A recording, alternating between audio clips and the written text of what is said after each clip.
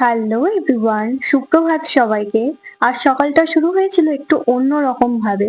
শরীরটা হালকা খারাপ লাগছিল, কিন্তু ঘুম থেকে উঠেই দেখলাম মা সব রান্না ঘরের কাজ গুছিয়ে দিয়ে গেছে। মনে হলো শরীর খারাপটা থাকলেও মনটা যেন একটু হালকা হয়ে গেছে। তার মধ্যে ভাই বোনেরও এক্সাম চলছে, ঘর জুড়ে একটা আলাদাই ব্যস্ততা। সবাই মিলে সকালে ব্রেকফাস্ট করে নিলাম, তারপরে স্নান করে পুজো সেরে নিলাম, মনটা একটু শান্ত লাগলো।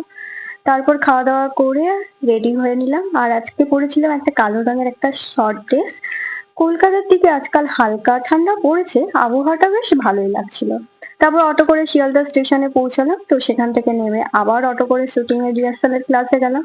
আর ক্লাসটা শুরু হওয়ার কথা ছিল, আমাকে টাইম দিয়েছিল আর কি 12:30 থেকে। তো আমি 12টার মধ্যে এসে পৌঁছে গেছি, দেখি কেউ আসেনি, পুরো ফাঁকা, স্যার পর্যন্ত আসেনি, তারপর বসেই ছিলাম।